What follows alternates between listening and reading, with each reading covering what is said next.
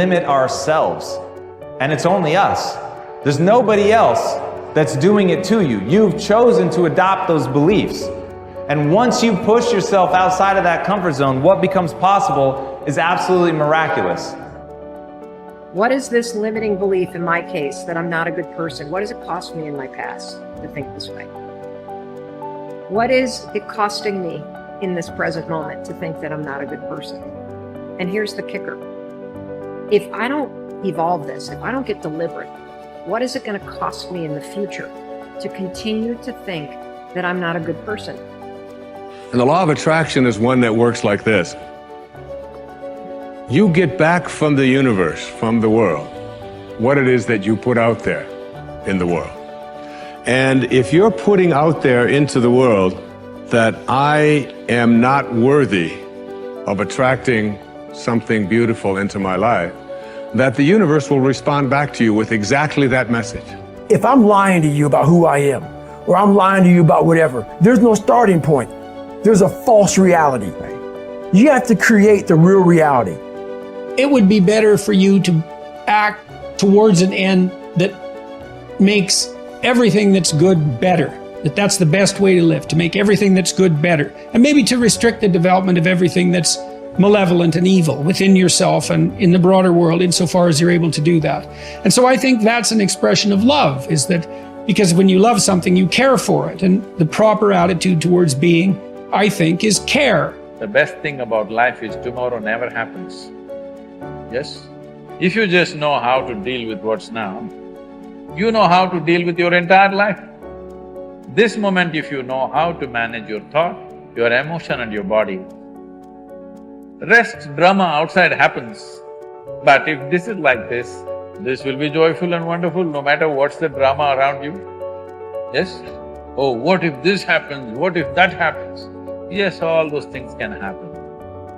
But you came here to experience life, not to avoid life, isn't it? This is about being able to think like a champion, know what goes on in their heads, understand how you can relate it to your business and whatever you do to take yourself to the next level. And I'll tell you, if you fight with all you have, more often than not, you won't go down at all. You will win.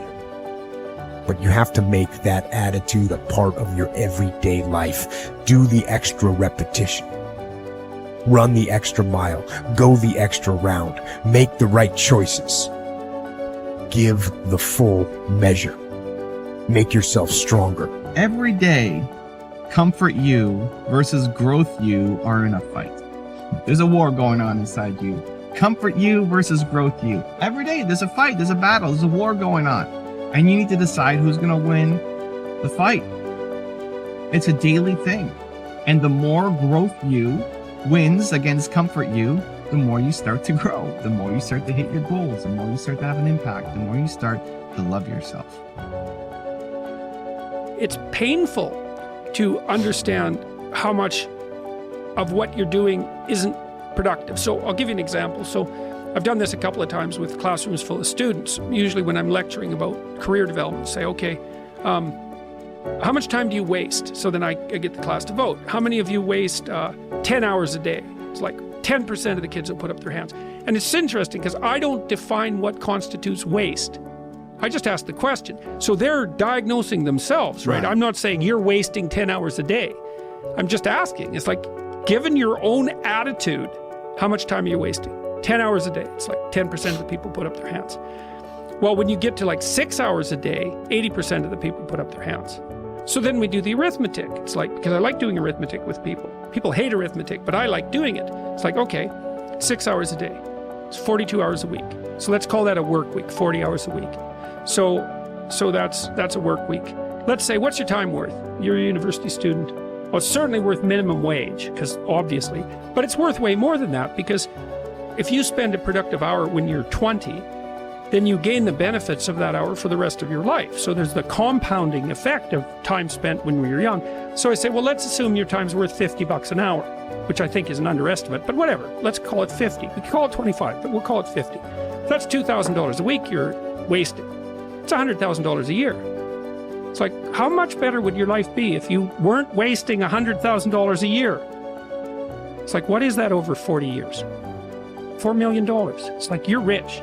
You don't even know it. Quit wasting time. By your own definition.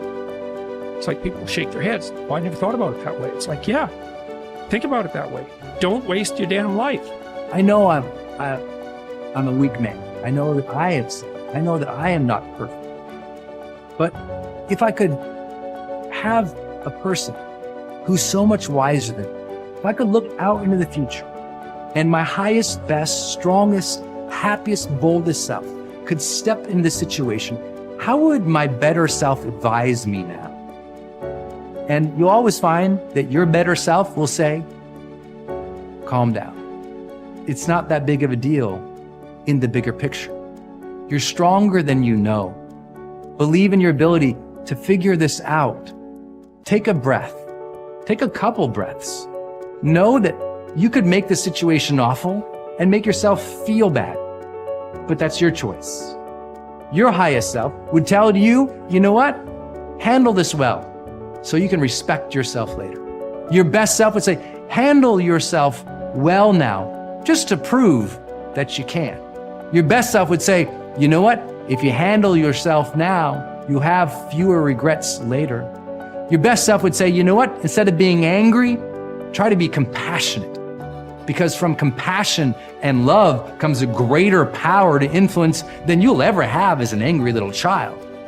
Oof, your older self, they'd tell you, they'd learn you. They'd give you the messages that you needed to hear. What would you do as your highest self? I like my trigger for myself is when I feel those negative emotions, I ask a very specific question. My question is, if I was acting as my highest self now, what would be my next right action of integrity? Coming from a place where I want to be happy as a human being, how would I reply to this? And that changes the game. The questions we ask ourselves in moments of conflict dictate the answers and the way in which we behave. And so I say to you, take a beat, ask the questions, wonder why you're so upset, and let it go. Ask, what would my highest self do in the situation? Removing distractions is no small matter in our current culture, but it's critical. How do you do it? First, by maintaining the discipline of practicing your priorities. Don't do easy things first, or hard things first, or urgent things first. Do first things first, the activities that give you the highest return. In that way, you keep the distractions to a minimum. Second, insulate yourself from distractions. I've found that I need blocks of time to think without interruption. I've mastered the art of making myself unavailable when necessary and going off to my thinking place so that I can work without interruptions. Because of my responsibilities, I am always aware of the tension between my need to remain accessible to others as a leader and my need to withdraw from them to think. The best way to resolve the tension is to understand the value of both activities. Walking slowly through the crowd allows me to connect with people and know their needs. Withdrawing from the crowd allows me to think of ways to add value to them. My advice to you is to place value on and give attention to both. If you naturally withdraw, then make sure to get out among people more often. If you're always on the go and rarely withdraw for thinking time, then remove yourself periodically so that you can unleash the potential of focused thinking.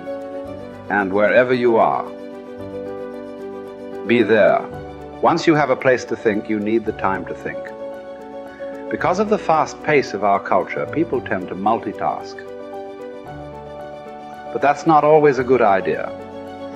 Switching from task to task can cost you up to 40% efficiency.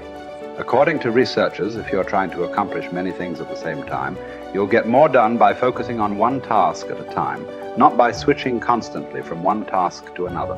Ralph Waldo Emerson, the great transcendental thinker, believed concentration is the secret of strength in politics, in war, in trade, in short, in all management of human affairs. To help me concentrate on the things that matter, I work to keep important items before me. One way is to ask my assistant to keep bringing it up, asking me about it, giving me additional information in reference to it. I'll also keep a file or a page on my desk so that I see it every day as I work.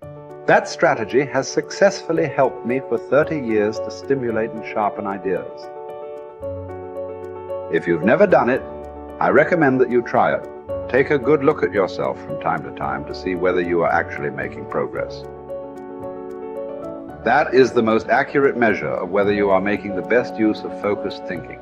Ask yourself, am I seeing a return for my investment of focused thinking time? Is what I am doing getting me closer to my goals? Am I headed in a direction that helps me to fulfill my commitments, maintain my priorities, and realize my dreams?